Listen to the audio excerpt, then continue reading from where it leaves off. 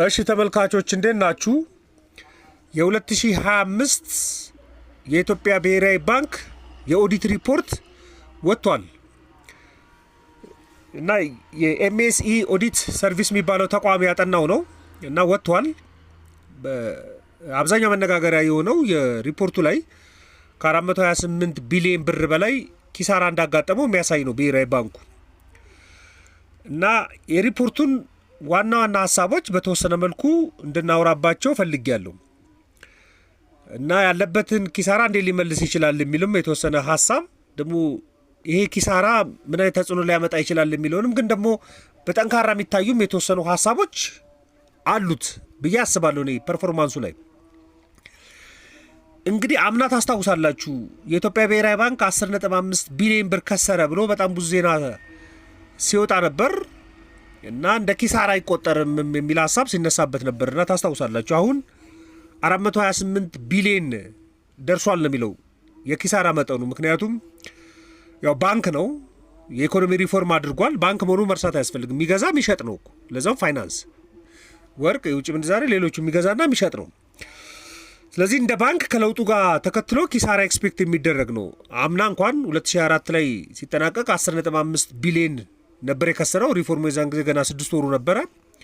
2005 ደግሞ አመቱን በሙሉ ሪፎርም ውስጥ ነው የቆየው። ወደ 428 ቢሊዮን ብር የሚደርስ ኪሳራ ሪፖርት ውስጥ አለ። እንግዲህ የገቢ ወጪ ሪፖርትም አሉበት እዚህ ውስጥ። ለምሳሌ ከወርቅ እንኳን ያገኘው ገቢ ወደ 275 ቢሊዮን ብር የሚሆን ከወርቅ የተገኘ ገቢ ያለው። የኮሚሽን ክፍያዎችም እንዳሉት ይታወቃል። ወደ 34 ቢሊዮን ብር የኮሚሽን ክፍያ አግኝቷል። ይሄ ከኢንተረስት ውጭ ያሉ ገቢዎች ናቸው እና ሌሎችም ገቢዎች ወደ 17 ቢሊዮን በድምሩ ከኢንተረስት ውጭ ያሉ ማለት ነው። ኢንተረስት ከሚያስከፍላቸው ውጭ 327 ቢሊዮን ብር ገቢ አግኝቷል ይላል ሪፖርቱ ላይ እና ከኢንተረስት ደግሞ ያገኘው የተጣራ ወደ 22 ቢሊዮን ወጪም ስላለበት በድምሩ 349 ቢሊዮን ብር ገቢ ነበረው። ይሄ ከአምና ጋር ሲነጻጸር ኦልሞስት ከ300 ቢሊዮን በላይ ጭማሪ ነው። 37 ቢሊዮን ነበር አምና የነበረው ገቢ። ነገር ግን ዘንድሮ 2025 ወጪዎቹ ከፍተኛ ናቸው። ለምሳሌ ወርቅ እንኳን ለመግዛት ወደ 315 ቢሊዮን ብር ወጪ አውጥቷል።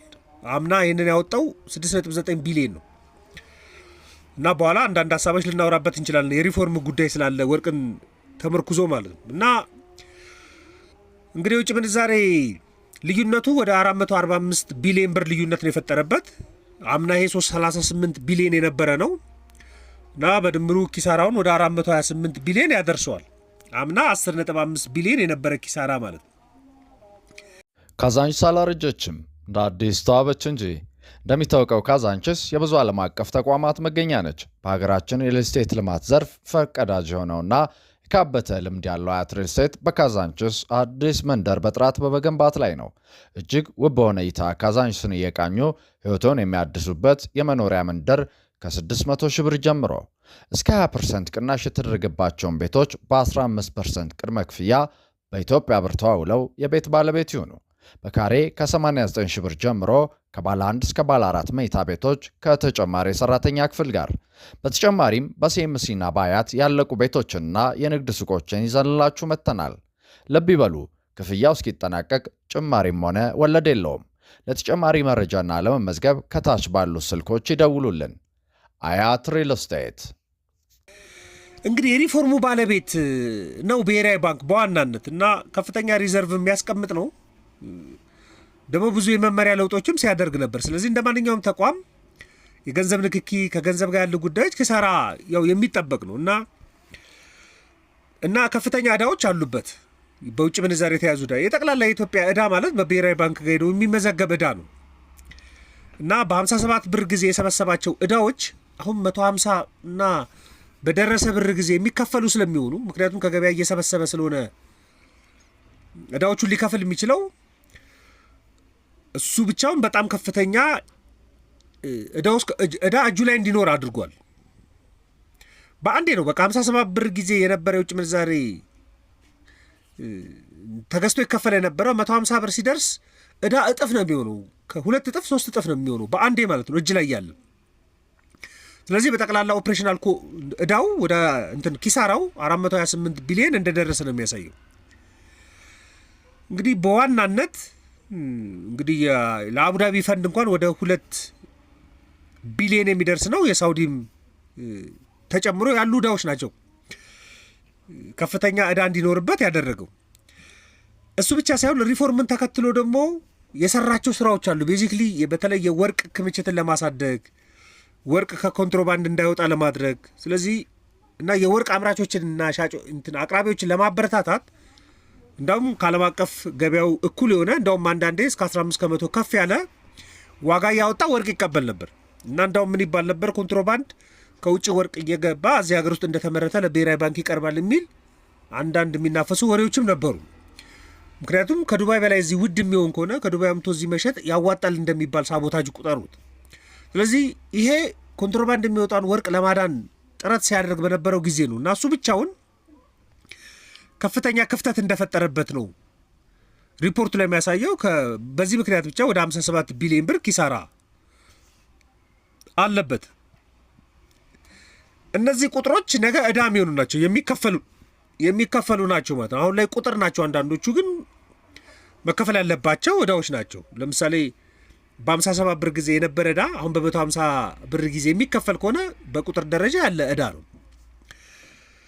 አሁን ጥያቄው እነዚህም በሙሉ ዕዳዎች እንዴት ይከፍላል ብሔራዊ ባንክ የሚለው በጣም መሰረታዊ ጉዳይ ነው። እንደው ሲናሪዎቹ እንኳን ብንመለከት ሪፖርቱ ላይ አንዳንድ ማስጠንቀቂያ የሚመስሉ ነገሮችን አይቻለሁ በተቆራረጠ መልኩ ቢሆን።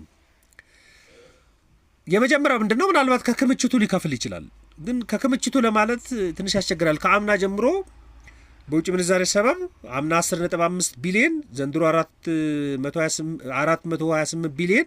ስለዚህ ተንከባላይ ዕዳ ስላለ ከክምችቱ አውጥቶ ለመክፈል ይቸግራል። የዛን ያህልም ክምችት ስለመኖሩ እርግጠኛ አይደለም። ትንሽ አደጋ አለበት እሱ። ከካፒታሉም ቢባል ትንሽ ያስቸግራል። ምክንያቱም ብሔራዊ ባንክ ሲቋቋምም በአዲሱ አዋጅ ሲቋቋምም ያለው የካፒታል መጠን የዛን ያህል መጠን የሚደርስ አይደለም። እንደውም በአንዳንድ ሪፖርቶች ሳይ የነበረው ምንድነው ካፒታሉ ከ10 ቢሊዮን የሚበልጥ አይደለም።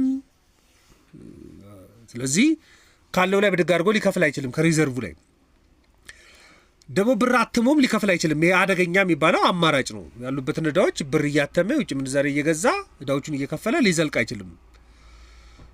እንዳውም በጥሩ አፕሪሼት የሚደረግለት በዚህ ዓመት ውስጥ አንዱ ምንድነው ምንም አይነት የብር ህትመት አላከናወንኩም ብሏል 2025 ላይ። ደግሞ ተበድሮ የሚባለውም በቀላሉ የብድር ሴኪዩር ለማድረግ አይ ቲንክ ትንሽ የሚያስቸግር ይመስለኛል። እንዳውም ብሔራዊ ባንክ በአበዳሪነቱ ነው የሚታወቀው። ለመንግስት የበጀት ጉድለት ሲገጥመው የሚያበድር ነው። ግን በዚህ ዓመት ምንም ለመንግስት እንዳላበደረ ፖዚቲቭሊ ሪፖርት ውስጥ የተጠቀሰው አንዱ ሀሳብ ይሄ ነው። ስለዚህ ሊሆን የሚችለው አማራጭ እንደ ንግድ ባንክ ቁጠሩት። ንግድ ባንክ አሁን መንግስትን በተደጋጋሚ ሲያነሳ የነበረው ምንድን ነው የመንግስት የልማት ድርጅቶች ከንግድ ባንክ ከኢትዮጵያ ንግድ ባንክ ተበድረው ነበርና ኦልሞስት ወደ 900 ቢሊዮን ብር የሚሆን ማለት። ነገር ግን በቀላሉ መክፈል አልቻሉም እነዛ ተቋማቶች እና ሪፎርሙ ሲመጣ አንድ መዳን ያለበት የተባለው ተቋም የኢትዮጵያ ንግድ ባንክ ነው። ስለዚህ የኢትዮጵያ ንግድ ባንክ ወደ ምን ዞረ? ወደ ገንዘብ ሚኒስቴር ዞረ። ስለዚህ ገንዘብ ሚኒስቴር ዕዳውን ወሰደና ንግድ ባንክ የመንግስት የልማት ድርጅቶች ላይ የነበረውን ዕዳ ክሊር ሆነ። ከዛ ገንዘብ ሚኒስቴር በረጅም ጊዜ አንድ 10 ዓመት ይመስለኛል በረጅም ጊዜ ግን በመንግስት የግምጃ ቤት ሰነድ ሽያጭ ይህንን ዕዳ ለመጨረስ ነበር እንደዚያ ስትራቴጂ ሆኖ እየተተገበረ ነው ያለው። በተደጋጋሚ የኢትዮጵያ ንግድ ባንክ ይሄ እርምጃ ባይወሰድ ይፈርስ ነበር የሚል በጠቅላይ ሚኒስቴሩም ሲነገር ነበር። ታስታውሳላችሁ። አይ ቲንክ ተመሳሳይ እርምጃ አሁን ለብሔራዊ ባንክም የሚወሰድ ይመስለኛል። በየትኛው መንገድ ማለት ነው? የመንግስት የግምጃ ቤት ሰነድ ሪፎርሙ ያመጣው አደጋ ስለሆነ ማለት ነው። ካዛንቺስ አላረጀችም፣ እንደ አዲስ ተዋበች እንጂ።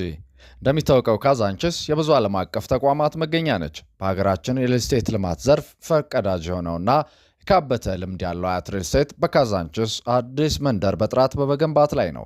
እጅግ ውብ በሆነ እይታ ካዛንቺስን እየቃኙ ሕይወቶን የሚያድሱበት የመኖሪያ መንደር ከ600 ሺህ ብር ጀምሮ እስከ 20% ቅናሽ የተደረገባቸውን ቤቶች በ15% ቅድመ ክፍያ በኢትዮጵያ ብር ተዋውለው የቤት ባለቤት ይሁኑ። በካሬ ከ89 ሺህ ብር ጀምሮ ከባለ 1 እስከ ባለ 4 መኝታ ቤቶች ከተጨማሪ የሰራተኛ ክፍል ጋር። በተጨማሪም በሲኤምሲና በአያት ያለቁ ቤቶችንና የንግድ ሱቆችን ይዘንላችሁ መጥተናል። ልብ ይበሉ፣ ክፍያው እስኪጠናቀቅ ጭማሪም ሆነ ወለድ የለውም። ለተጨማሪ መረጃና ለመመዝገብ ከታች ባሉት ስልኮች ይደውሉልን። አያት ሪል ስቴት። ስለዚህ የመንግስት የግምጃ ቤት ሰነድ ወደ ገበያ ሊወጣ ይችላል። አሁን የገንዘብ ሚኒስቴር ስለሆነ ቦንዶች የሚያቀርበው ነባር ሰነዶች በእጁ ላይ አሉ።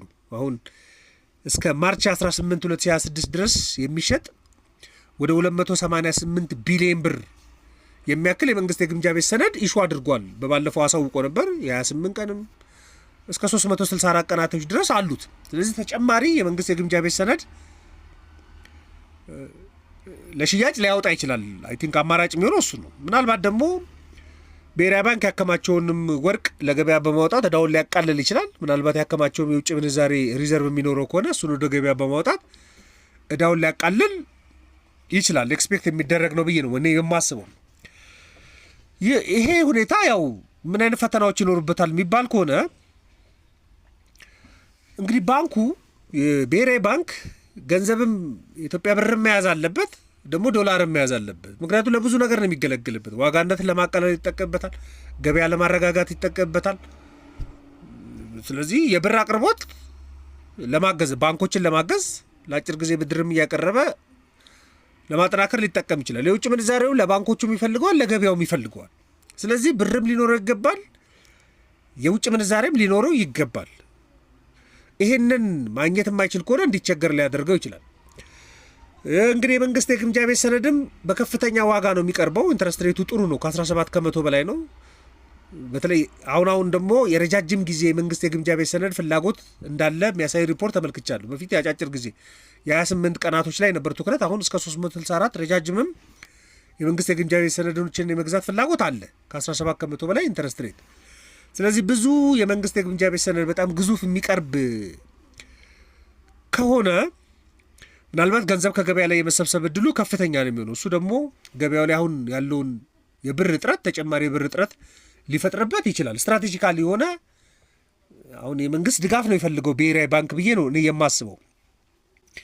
እንደ እድል የሚቆጠሩ ደግሞ የተወሰኑ ጉዳዮችም አሉበት። አንደኛ በሪፖርቱም የተመለከትኩት ምንድነው አለማተሙ በጣም ጥሩ ነው። ከዚህ ቀደም ማተም ካለበት መጠን በላይ ብሔራዊ ባንኩ እያተመ እንደሆነ ይቀርብ ነበር። ስለዚህ ያው ብሔራዊ ባንክ ኢንስቲትዩሽን ስለሆነ ያው እናምነዋለን። ስለዚህ አላተምኩም ካለ ምናልባት አላተመም ብለን ነው የምናስበው። ስለ አለማተሙ ፖዚቲቭ ይወሰድ ነው። ለመንግስትም የግምጃ ቤት የበጀት ጉድለት ሲገጥመው አለማበደሩም ጥሩ ነው። ከብሔራዊ ባንክ ባለመበደርና በመንግስት የግምጃ ቤት ሰነድ ለመሰብሰብ ማሰቡ በፖዚቲቭ ሲቀርብ ነበር። እንደውም ላለፉት አይ ቲንክ የዚህ ወር ሪፖርት ይመስለኛል የተመለከትኩት፣ መቼ እንደሆነ አላውቅም፣ ግን በጣም ከፍተኛ ሽያጭ ከመንግስት የግምጃ ቤት ሰነድ አግኝቷል። ስለዚህ ከብሔራዊ ባንክ ሳይበደር ነገር ግን ኤግዚስት ያደረገ ገንዘብ ከገበያው የመሰብሰብ ልምምድ ውስጥ የመጣው ብሔራዊ ባንክ እየለቀቀ ስላለው ነው። ስለዚህ ለመንግስት አለማበደሩ እኔ እንደ ፖዚቲቭ ነው የምቆጥረው። ኮንትሮባንድንም ለመከላከል ብሔራዊ ባንኩ አይ ቲንክ ጥሩ ስለሰራም ነው። ይሄ ለምሳሌ የወርቅ አምራቾችን ለማበረታታት በጥቁር ገበያ ወደ ውጭ የሚወጣውን ለማበረታታት ወደ ማዕከላዊ ባንኩ በተሻለ ዋጋ እንዲያመጡ ሲያደርግ ነበር። ምናልባት ወደ ውጭ የሚወጣውን አድኖበታል ብዬ አስባለሁ እሱ ከስሮም ቢሆን። ምክንያቱም ከዓለም አቀፍ ዋጋው 15 ከመቶ በላይ እያደረገ ሲገዛ የነበረው እየከሰረ ነው ይገዛ የነበረው። ግን እየከሰረ የገዛው ቢያንስ እንዳይወጣ እንደ ከረንሲ የሚያገለግል ስለሆነ ወርቅ ኮንትሮባንድን ለመከላከል ያደረገው እንቅስቃሴ እንደሆነ እኔ ይሰማኛል። ደግሞ የውጭ ምንዛሬ ሪዘርቭኑን ለመሰብሰብ ኦልሞስት በተወሰነ መልኩ እያጣን የሰበሰበው እሱም ገበያውን ለማረጋገጥ ቢያንስ 2025 እንኳን ኦልሞስት ወደ $1 ቢሊዮን የሚጠጋ አይ ቲንክ $1 ቢሊዮን የሚደርስ የውጭ ምንዛሬ በጨረታ ፕሮቫይድ ለማድረግም እያሰበ ነው፣ ደግሞ እያደረገም ነው።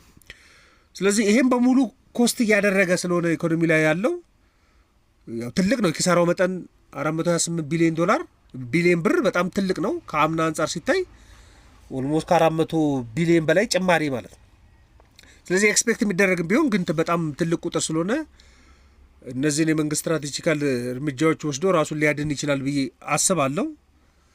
ይህን መረጃ ለእናንተ ለማድረስ ነው። ተመልካቾች ማንኛውም ሀሳብ አስተያየት ካላችሁ ዘኢትዮጵያ ኢኮኖሚስት ቪው ቴሌግራም፣ ፌስቡክ ላይ ልትልኩልኝ ትችላላችሁ። ለነበረን ቆይታ በሙሉ ከልብ አመሰግናለሁ። መልካም ቀን።